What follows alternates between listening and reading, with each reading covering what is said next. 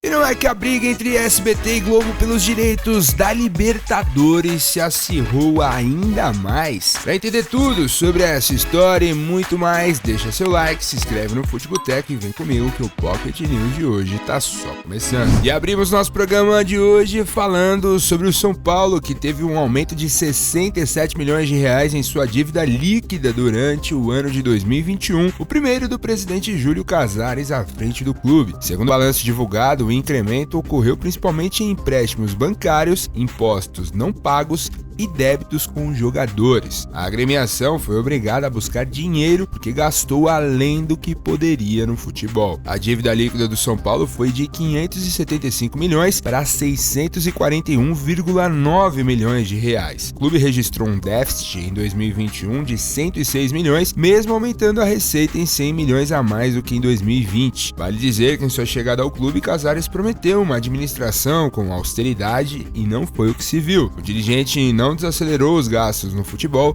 e até aumentou, o que contribuiu para mais um ano no vermelho. O total das despesas com futebol foi de 412 milhões, o que representa 80 milhões a mais do que em 2020. A verdade é uma só. O Palmeiras, nesse cenário, vai acabar se tornando o Flamengo de São Paulo. Não vai ter mais rival, né? Inclusive, corre-se o risco do Flamengo no Rio ter mais rival por lá, agora com essa coisa do Botafogo, do Vasco aí sendo vendidos, do que o próprio Palmeiras aqui em São Paulo. Porque o Santos é um time que está se reorganizando, mas é um time com potencial de receita menor, né? Por não estar, inclusive, dentro da capital, por ter uma torcida um pouco menor. Agora, Corinthians e São Paulo estão dentro ali dos 3 principais times do Brasil em termos de torcida na principal capital da América Latina. São 2 máquinas grandiosas na mão. O São Paulo arrecadar 460 milhões no ano é uma vergonha. Ah, mas subiu 30% com relação a 2020. Era uma vergonha maior ainda, mas isso não significa que seja uma arrecadação maravilhosa. E outra, você prometer austeridade a quem votou em você e gastar muito mais com futebol e continuar tendo déficit de 100 milhões de reais ao longo do ano de 2021 e ganhar um simples paulista e quase cair no Campeonato Brasileiro. O Fortaleza, com muito menos aí, ficou em quarto no Campeonato Brasileiro, mas com muito menos mesmo, uma receita de 3 vezes menos do que o São Paulo tem, 4 vezes menos. Então assim, é bizarro essa gestão do São Paulo há muitos anos. Foi com Aidar, foi com Leco, agora com Casares, que cometeu um estelionato eleitoral dizendo que seria austero coisíssima nenhuma. O que ele deveria fazer então? Ah, não vamos ser austeros? Vamos gastar então, fazer igual o Atlético Mineiro fez, sair comprando um monte de jogador, não pagar igual o Atlético Mineiro não pagou até agora o senhor Nacho. Vamos montar um timaço, vamos brigar pelo título e aí depois, quem sabe, a gente vendendo esses jogadores, a gente consegue equilibrar as receitas. Modelo muito mais arriscado, mas que pelo menos você tem disputa dentro de campo, entendeu? O que o São Paulo fez? Gasta muito e não briga por nada. Toma 4-0 numa final de Campeonato Paulista esse ano pro Palmeiras. Então o que quer o senhor Casares à frente do São Paulo? Ele quer ser austero? Ele quer montar time forte? Ou ele quer destruir o São Paulo a cada dia que passa? Porque é isso que parece. Fortaleza divulgou o balanço financeiro do clube na última temporada. Em 2021, o time cearense conseguiu um superávit de 15 milhões e 300, arrecadando quase 160 milhões de reais ao longo do ano. O presidente do clube, Marcelo Paes, falou que trata-se de um número a ser comemorado, já que o orçamento do clube previa 14 milhões de reais de déficit, mas com o resultado esportivo do clube foi possível arrecadar quase 30 milhões de reais a mais do que o previsto. Uma cena inusitada marcou a transmissão do Premier na partida entre Operário e Grêmio, válida pela Série B, que ocorreu na noite da última quarta-feira. Logo depois do fim do primeiro tempo, quando o placar ainda estava em 0-0, um áudio do ex-atacante e hoje comentarista Grafite, criticando o nível do jogo, vazou. A cena se deu quando o narrador Luiz Carlos Júnior anunciou que a transmissão iria para o comercial, utilizando o slogan do Premier. Após alguns segundos com a música ambiente, foi possível ouvir a seguinte frase em tom de lamentação: "Jogo ruim da bexiga". O momento, claro, chamou a atenção dos torcedores, que reagiram com bom humor ao possível comentário do ex-jogador. O rápido com Premier sempre dá jogo. Jogo ruim da bexiga.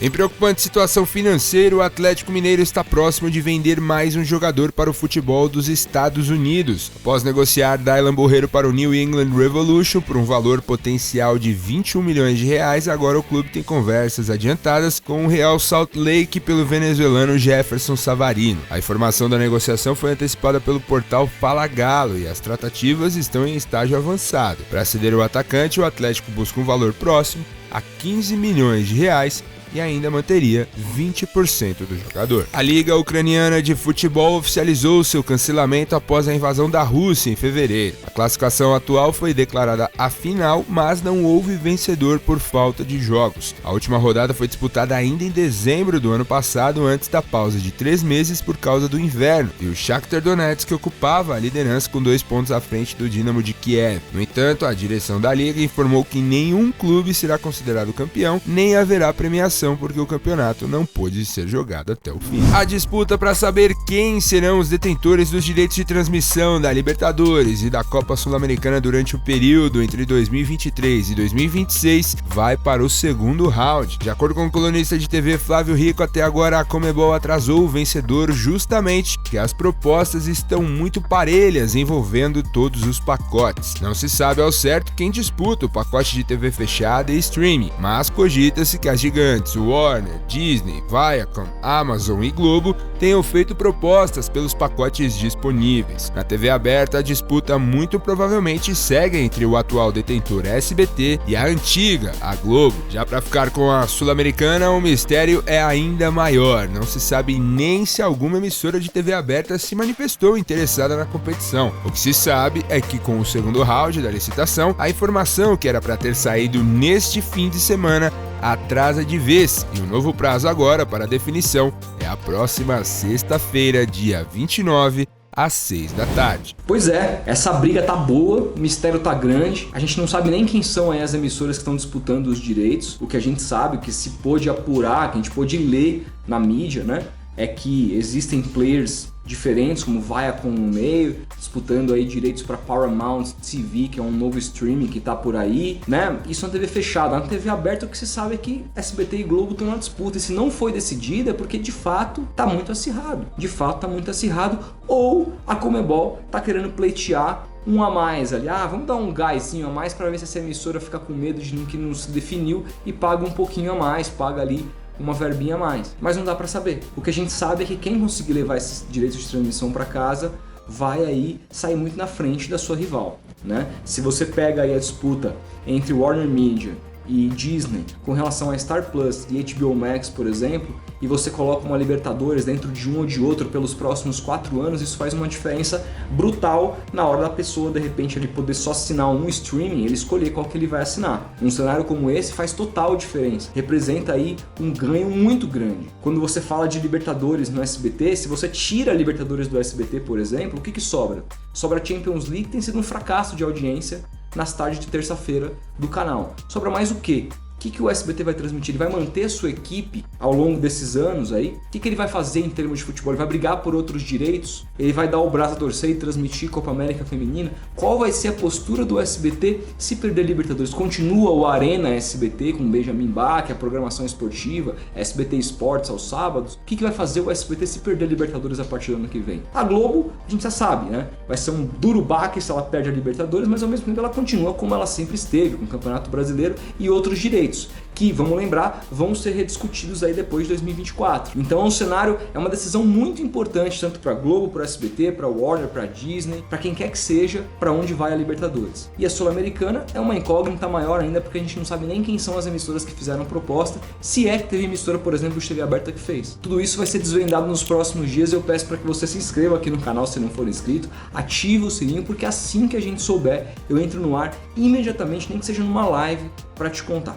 Beleza? Então é isso, a gente vai se falando, um grande abraço e até o próximo vídeo.